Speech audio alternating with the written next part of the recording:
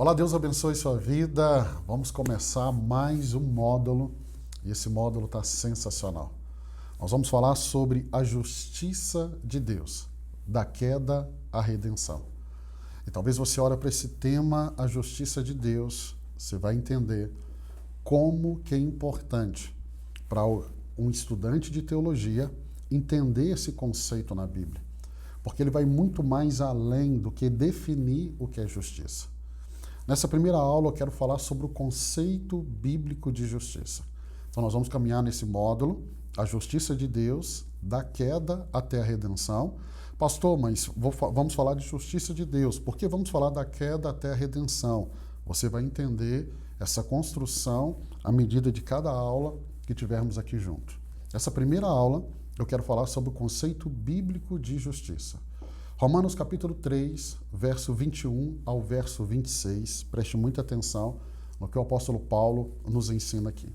Paulo diz assim: mas agora se manifestou uma justiça que provém de Deus, independente da lei, da qual testemunham a lei e os profetas. Justiça de Deus mediante a fé em Jesus Cristo, para todos os que creem. Não há distinção, pois todos pecaram e estão destituídos da glória de Deus, sendo justificados gratuitamente por sua graça, por meio da redenção que há em Cristo Jesus. Deus o ofereceu como sacrifício para propiciação mediante a fé pelo seu sangue, demonstrando a sua justiça. Em sua tolerância, havia deixado impunes os pecados anteriores cometidos, mas no presente demonstrou a sua justiça, a fim de ser justo e justificador daquele que tem fé em Jesus. Agora nós vamos no Salmo 89, verso 14, diz assim: justiça e direito são o fundamento do seu trono, graça e verdade são adiante de ti. Eu quero ler mais um texto ainda, Isaías capítulo 45, verso 21, que diz assim: declarem e apresentem suas razões, que se aconselhem uns aos outros. Quem fez ouvir isso desde os tempos antigos? Quem desde então anunciou? Não fui eu, o Senhor? E não há outro Deus senão eu? Deus justo e salvador. Não há outro além de mim. Quando nós falamos sobre justiça de Deus é um atributo essencial do caráter divino. Então a justiça não é apenas algo que Deus faz, não é algo que Deus vai exercer ou que Deus está exercendo. Não. A justiça é algo que Deus é. Deus é justiça. Então, na sua essência, Deus é perfeitamente justo. Não há variação, porque se houvesse, ele não seria Deus. Então, Deus, na sua essência, é perfeitamente justo. E isso significa que ele sempre age de acordo com a sua própria santidade. Nós já estudamos, logo no início do ano, nós estudamos sobre o caráter de Deus, quem Deus é. Wayne Grudem, na sua teologia sistemática, ele vai dizer assim: a justiça de Deus significa que ele sempre age em conformidade com o que é certo. E ele mesmo é o padrão último do que é certo. Eu vou repetir o que a Wayne Grudem nos ensina. A justiça de Deus significa que ele sempre age em conformidade com o que é certo. E ele mesmo é o padrão último do que é certo. Então Deus é justo. Não há outro padrão. Deus é justo. Então, quando eu olho para o Antigo Testamento, desde o Antigo Testamento, nós vemos a justiça sendo o alicerce do governo divino. Por isso que eu li o Salmo 89, verso 14. Deixa eu repetir ele. Justiça e direito são o fundamento do seu trono. Graça e verdade vão adiante de ti. Então, quando a gente olha para a ordem do universo, a ordem moral do universo não é arbitrária. Ela reflete o caráter do Criador. Então, Deus não apenas exige justiça, Deus, ele é a própria justiça. Deus é justo. Quando a gente vai para o Novo Testamento, a revelação da justiça de Deus, ela ganha uma dimensão ainda mais profunda. Por isso que quando lemos aqui Romanos, fica tão claro isso. Porque não é apenas o juízo de Deus. Então, justiça não é apenas o juízo de Deus. Não é o juízo santo de Deus sobre o pecado. Mas é a ação redentora que restaura o pecador. Então, vou repetir. O juízo de Deus, agora no Novo Testamento, essa revelação é clara. Pastor, por que essa revelação é tão clara no Novo Testamento? Porque a revelação é progressiva. A revelação vai crescendo, a revelação vai crescendo. Então, Deus, ele não é aquele que apenas exerce o juízo de um Deus santo sobre o pecado. Mas ele é a ação redentora que restaura o pecador. E nós vamos ver isso tão claro aqui nesse módulo. Então, em Jesus Cristo, a justiça de Deus não é apenas declarada, mas ela é totalmente manifestada. João Calvino vai dizer assim: a justiça de Deus é a base da confiança do crente, porque sabemos que ele nunca falhará em cumprir o que prometeu. Então, a justiça de Deus é a base da confiança do crente, porque sabemos que ele nunca falhará em cumprir o que prometeu. Então, entenda, justiça divina não é vingança. Nós podemos muitas vezes pegar um conceito de justiça nosso, que é limitado, e querer colocá-lo em Deus. Então, justiça divina não é vingança. Justiça divina é a restauração da ordem moral. É trazer para uma realidade que Deus criou Adão e Eva antes do pecado. Vamos entender isso. Quando a gente pensa na compreensão humana, na mente humana, justiça muitas vezes é sinônimo de punição. Alguém errou, vai ser exercido justiça sobre ele. Então ele vai pagar pelo aquilo que ele fez. Só que quando nós vamos para as Escrituras, justiça é sinônimo de retidão. Justiça é sinônimo de retidão. Então, o propósito da justiça de Deus não é apenas castigar o mal, mas restaurar a ordem quebrada do pecado. Quando o pecado entrou, ele quebrou aquilo que Deus tinha feito, que era perfeito. Então, a justiça é Deus restaurar essa ordem que foi quebrada. Pastor, está um pouco difícil de entender, por isso que você precisa acompanhar cada aula para a gente montar isso. E, gente, isso é uma revelação fantástica. Vamos lá, quando o homem caiu, a harmonia entre Deus e a criação foi rompida. Lá em Gênesis capítulo 3. A harmonia perfeita entre Deus e criação. Quando veio o pecado, isso foi quebrado. A justiça de Deus, ela entrou em ação. E não entrou em ação apenas para condenar, mas ela entrou em ação para reconciliar. Por isso que Isaías 45, 21 revela que Deus, ele é um Deus que é justo e salvador. Se a gente vê que ele é apenas justo, aí a gente poderia ver como a justiça sendo exercida da maneira que nós pensamos, apenas de uma maneira punitiva. Mas ele é justo e salvador, ou seja, ele mantém a sua retidão enquanto oferece salvação. O teólogo Herman Bavinck, ele vai dizer assim: a justiça de Deus é tanto retributiva quanto restauradora. Então, ele pune o pecado porque é justo, mas também restaura o justo porque é fiel à sua aliança. Então, o que Bavinck nos ensina é sobre isso. A justiça de Deus é tanto retributiva quanto restauradora. Ela pune o pecado. E por que ela pune o pecado? Porque Deus é justo. Se ele não punisse o pecado, ele não seria justo. Mas também restaura o justo, porque ele é justo e salvador. Não é isso que Isaías nos ensina? Então, a verdadeira justiça divina, ela é redentora. Ela não é destrutiva.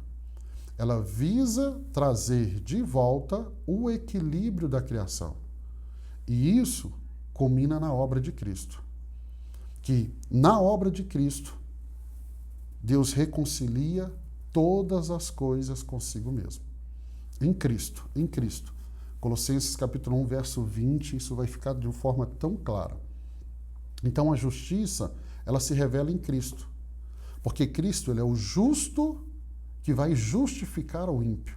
Então eu e você, como pecadores, só poderíamos ser justificados por um justo. E quem é esse justo? Jesus. Paulo vai afirmar assim, Romanos 3, 21. Agora, sem lei, se manifestou a justiça de Deus.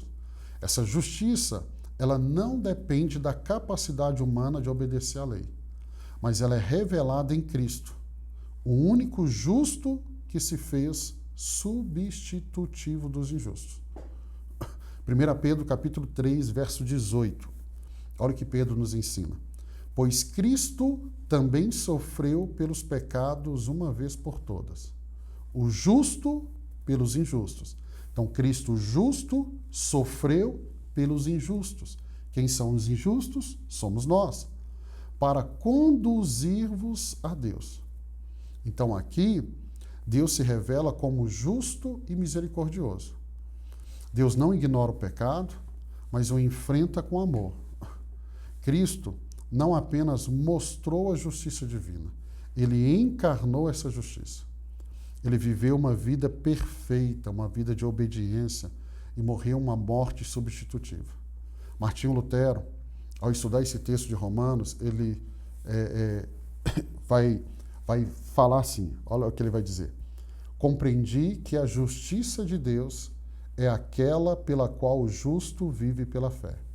E isso é um dom de Deus. Assim, me senti renascido e entrei no paraíso pelas portas abertas. Então, em Cristo, Deus não apenas exige justiça, ele proporciona justiça ao pecador. Então, isso é muito bonito, porque na pessoa de Cristo, Deus não só exigiu justiça, mas ele proporcionou justiça ao pecador. Então, a justiça que está sobre mim, sobre você, ela caiu sobre Cristo. Ela está sobre Cristo. Então, Deus, ele vai satisfazer a própria justiça no sacrifício de Cristo. Então, no sacrifício do seu Filho, Deus vai satisfazer a própria justiça. Então, a cruz, ela é o ponto onde Deus resolveu o dilema da humanidade.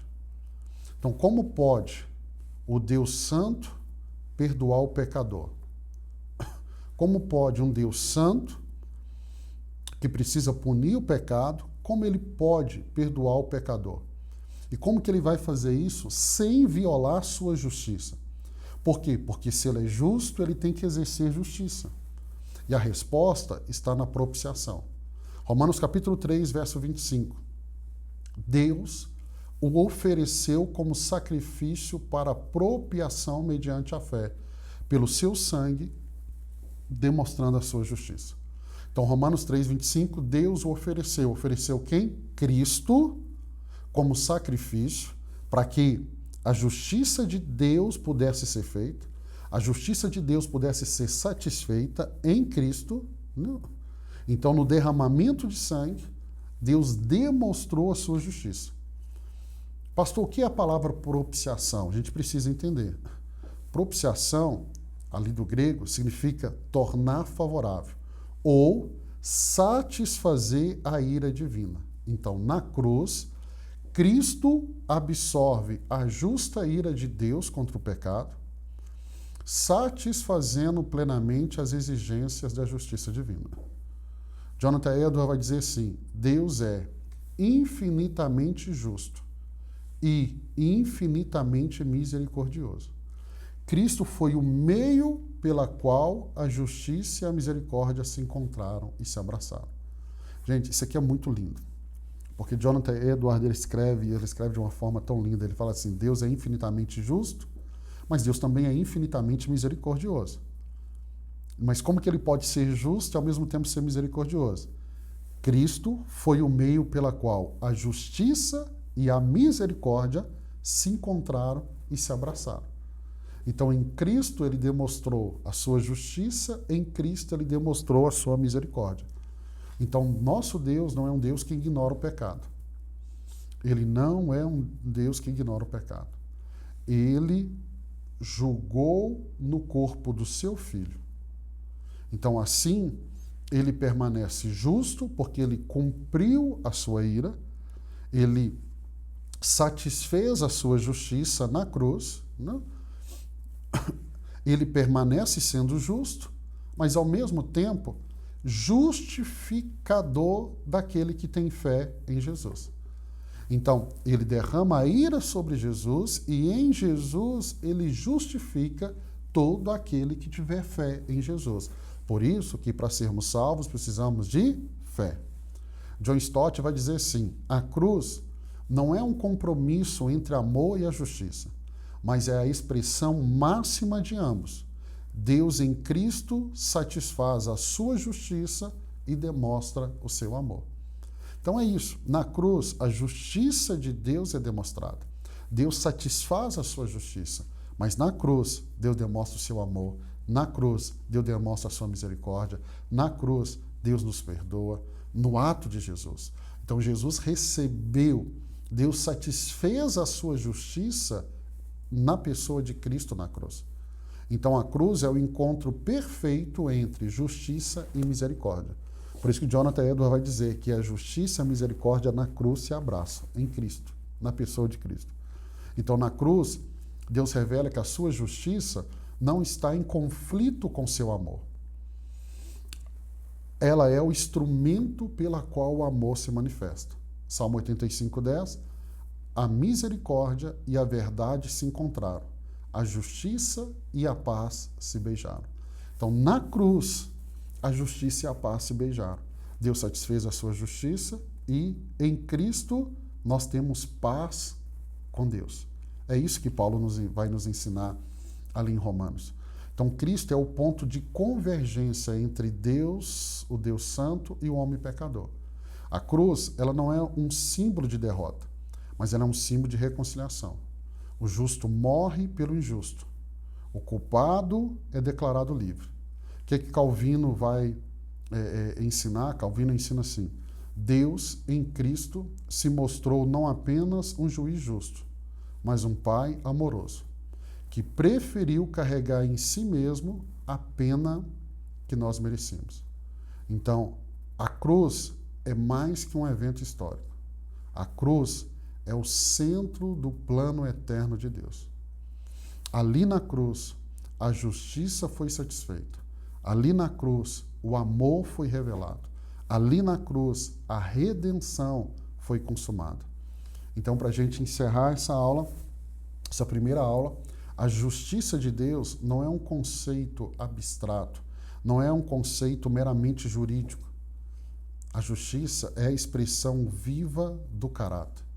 A justiça é o fundamento da nossa salvação. Então, desde a queda do Éden até a consumação final em Cristo, a história da humanidade é essencialmente a história da justiça divina em ação. Deus ele não abandonou o homem à sua própria condenação, mesmo que o homem merecesse isso. Mas Deus vai mover o céu e a terra para restaurar aquilo que foi corrompido pelo pecado.